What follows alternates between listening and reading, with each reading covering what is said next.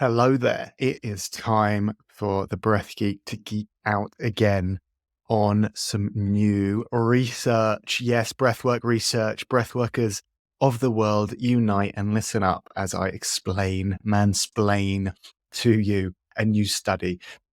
It's an interesting one, and it's called Decreased CO2 Saturation During Circular Breathwork Supports Emergence of Altered States of Consciousness. It's by Martha Havaneth. I don't know who she is, but thank you for doing this study, Martha. What's interesting is Robin Carhart Harris was in on this paper. He is an author. He's quite far down the list, but he's in there. He is a particularly interesting person because he is one of the lead researchers, maybe the lead researcher at Imperial College London, who are doing all of the exciting research on psychedelic assisted therapies. And it is pretty cool that he is now getting involved with breathwork. As you know, if you're a breathworker, breathwork can elicit psychedelic-like states.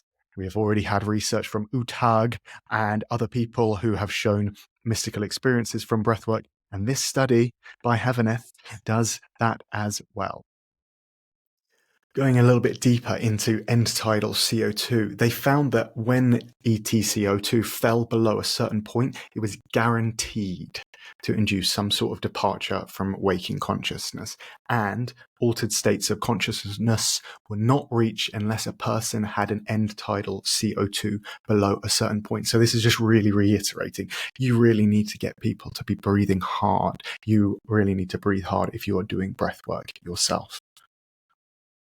So in this study, they had three groups. They had a holotropic breathwork group, they had a conscious connected breathing group, and they had a passive breathing group. So that passive breathing group were basically just doing nothing. They were just in the room whilst other people were doing breathwork techniques. Holotropic breathwork and conscious connected breathwork, to me, are very similar, almost the same, but apparently there are some slight differences that I'm not going to go into right now.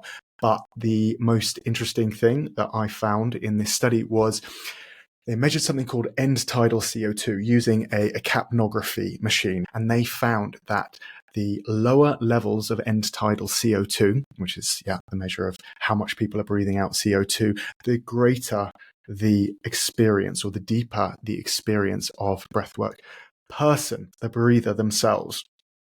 So they measured this using a hand signal. So they would go up to participants every 15 minutes and ask them, how deep are you? One would be, I'm not particularly deep, not really experiencing much. Two, I'm feeling a little bit, I'm feeling stuff in my body. Up to five is like full-blown mystical experience. And certainly if you've done breathwork before, or you've been a breathworker, you know, sometimes you can speak to people and they won't respond at all. They are so far gone, it takes you a long while to bring them back.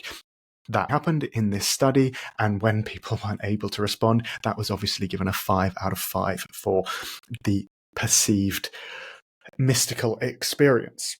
Also, what was really interesting is the passive group did get some benefits. So you might think, okay, there's a passive group, they're not doing any breath work, they're not going to get any feelings of, perceived changes, but they did.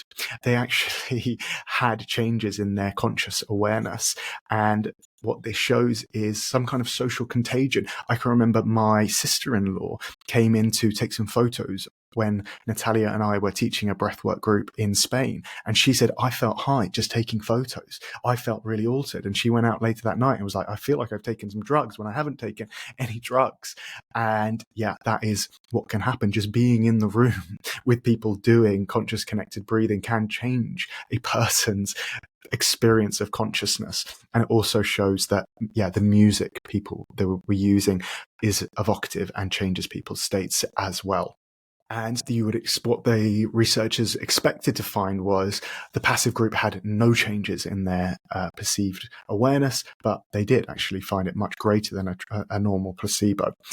They also found that the people doing conscious connected breathing had greater or deeper experiences than those doing holotropic breathing, which I find a little bit surprising. And yes, the main finding was lower levels of end-tidal CO2 predicted greater changes in consciousness. So what does that say to you? If you're a breath worker, that says make sure that your clients are breathing hard. Not too hard, not that they're getting tetany, but If you have participants, if you're teaching a group where you've got loads of people doing really hard breath work, fine, leave them. As long as they're not getting into tetany, make sure they're breathing hard. But as you go into any breath work group, you'll always find people who are just sort of doing little mouse breaths and they're not really quite going for it. And then they come out at the end, they're like, oh yeah, I think I experienced something, but they didn't really. You need to get those people to breathe harder according to this research.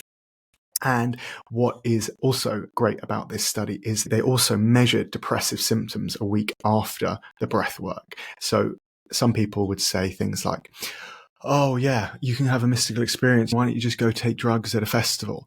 Well, because taking drugs at a festival doesn't lead to reduction in depressive symptoms or anxiety symptoms. The researchers here took measurements a week later and they found that deeper level of altered consciousness predicted greater reductions in depressive symptoms. And I think that's the proof is in the pudding. The pudding is, does it grow corn? Again, mixing my analogies of corn pudding here. But yeah, what it's showing is the deeper someone goes, the greater their reduction in their depressive symptoms. Another cool thing that these researchers did was they measured salivary amylase and IL-1, which is a measure of immune response.